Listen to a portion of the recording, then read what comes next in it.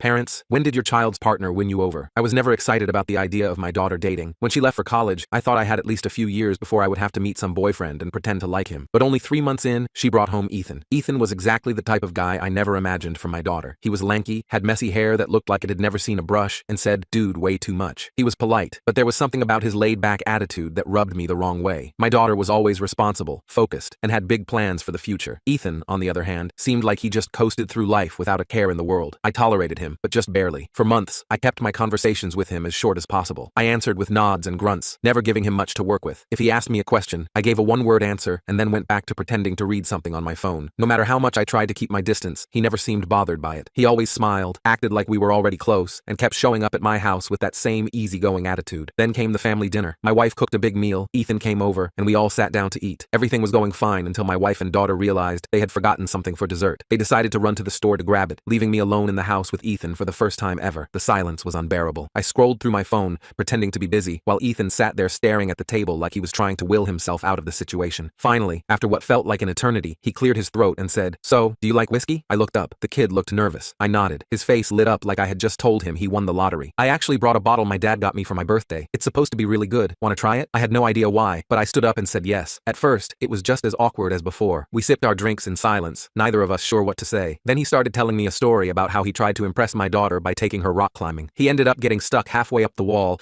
and had to be rescued by an instructor while she stood at the bottom laughing. I laughed too, a real laugh. I told him about the time I entered a chili eating contest to impress my wife when we were dating, only to throw up all over a state senator's shoes. One drink turned into two. Two turned into more than I could count. We started talking about everything: music, movies, embarrassing college stories. I found out Ethan was not as aimless as I thought. He had plans and was working towards starting his own business. He was not just carefree. He just chose not to stress over things he could not control. At some point, we got loud. We were laughing and shouting across the kitchen table. By the time my wife and daughter came back, we were completely drunk, singing along to an old rock song neither of us knew the words to. My wife looked completely unimpressed. My daughter stood in the doorway, staring at us like we had lost our minds. Ethan grinned at my wife and said, "Ma'am, I love your cooking." That was it. I lost it. That night changed everything. I stopped tolerating Ethan and actually started liking him. Now, he is like a second son to me. I still do not know exactly how it happened, but somehow, over a few drinks and a ridiculous conversation, he won me over. And honestly, I am glad he did.